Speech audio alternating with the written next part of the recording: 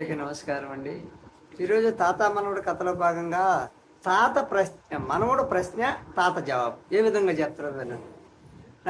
మనవడు అడుగుతాడు, తాత కులాలు మతాలు ప్రాంతాలు ఈ గొడవలు ఏంటి తాత, ఎవరు బతుకులు బతకకుండా అంటే ప్రశాంతంగా గౌరవంగా ఎవరు పనులు చేసుకుని బతుకుతూ ఈ విధంగా ఉండొచ్చు కదా అంటే, నాయన మానవుడికి ఆధిపత్య పోరు అనేది ఆలోచన ఎక్కువైపోయింది. ధన సంపాదన అధికార సంపాదన కోసం మానవుడు ఆలోచించడం మొదలుపెట్టాడు. సుఖంగా బతకడానికి లగ్జరీ జీవితం బతకడానికి ఆలోచించి ఈ విధంగా కార్యమైపోయాడు. తప్పు చేసేది ఒకడు, శిక్ష అనుభవించేది ఒకడు, ఆ విధంగా అయిపోయింది అంటే ఎలా తాత అంటాడు.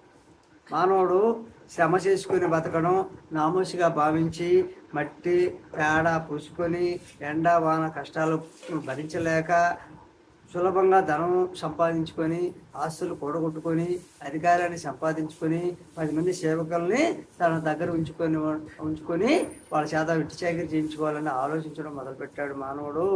ఆ తర్వాత వాళ్ళు ఏమి ఆలోచించారంటే, గురువుని తనకు చదువు చెప్పిన గురువుని, సలహాలు ఇచ్చే గురువుని దేవుడిగా మార్చి ఆ మతం పేరు పెట్టి ప్రచారం చేసి నిధులు, ఆ ప్రచారంలో శిష్యుల దగ్గర నుంచి నిధులు కలెక్ట్ చేసి మానవులను తన వైపుకు తిప్పుకోసాగాడు. ఫలితం వచ్చేసరికి ప్రపంచమంతా అదే బాటలో నడవసాగారు. నిజమైన దేవుళ్ళను విమర్శించి అక్కడ సేవకుల్ని హింసించి అక్కడ సంపాదనను శాస్త్రులను దోసుకుని అమాయకులకు అమ్మేసుకొని శ్రమజీవుల్ని దోపిడీ చేసి ఈ విధంగా దౌర్జన్యం చేసేవాళ్ళు పైకి వచ్చి అధికారాన్ని చేపట్టారు. కొందరు దోషుల్ని నిర్దోషుల్ని దోషులుగా మార్చి అధికార బలంతో శ్రమజీవుల్ని బానిసలు చేసి విజయం సాధించి ఆనందపడసాగారు. దేవుడి రూపం ఆధారంగా, గురువు ఆధారంగా మతాన్ని స్థాపించి అందరూ తను చెప్పినట్లే వినేవారిని తన మతంలోకి మార్చి ఆదాయం కల్పించి తమ వైపు రాని వారిని వారి శ్రమను దోపిడీ చేసి ఆస్తుల్ని దోపిడీ చేసి హింసించి ప్రశ్నిస్తే అధికార బలంతో అనగదొక్కుతూ వాళ్ళని దోషులుగా చిత్రీకరించేవారు. పోటీతత్వం పెరిగింది. ఈ క్రమంలో పోటీతత్వం పెరిగింది. మతం ఆధారంగా, రాజకీయం ఆధారంగా మనుషుల్ని విడదీసి తమ వైపు తిప్పుకొని గ్రూపును తయారు చేసుకొని తన వైపు రాలి వారిని హింసించడం, ప్రశ్నించే వారిని అధికార బలంతో అనవద్దకి పేదవాళ్ళను మార్చి బానిసలు చేయడం, బెదిరించడం, అధికార బలంతో ఉపయోగించి వాళ్ళని చట్ట ప్రకారంగా శిక్షించే విధంగా తయారు చేశారు.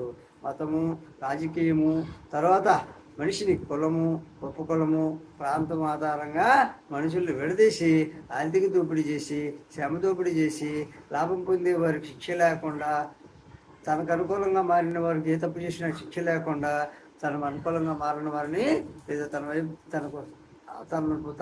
తన మనుషులు కానీ వారిని శిక్షించడం అలవాటు చేసుకున్నారు. వలస అనేటువంటిది ఆధారం చేసుకుని ఒక ప్రాంతంలో ఒక కులం వ్యక్తి మరో ప్రాంతమే కులం మార్చుకొని అక్కడున్న కులాల మధ్య చిచ్చు పెట్టి, ప్రాంతాల మధ్య చిచ్చు పెట్టి, అన్నదమ్ముల మధ్య చిచ్చు పెట్టి, ప్రాంతాల మధ్య చిచ్చు పెట్టి ఈ విధంగా మతం ఆధారంగా, రాజకీయ ఆధారంగా, ప్రాంతం ఆధారంగా పెట్టారు. నాయనా ఇది నాయన అసలు విషయం అంటే, అవునా తాతయ్య, అవునైనా ఈ విధంగా జరిగింది. తర్వాత వీడియో మళ్ళీ చెప్తాను, ఇప్పుడు వరకు జరిగింది ఆలోచించని చెప్పారు. సరే తాతయ్య, మరి ఇంకో రోజు చూద్దాం. ఖచ్చితంగా లైక్ చేయండి, షేర్ చేయండి, సబ్స్క్రైబ్ చేయండి.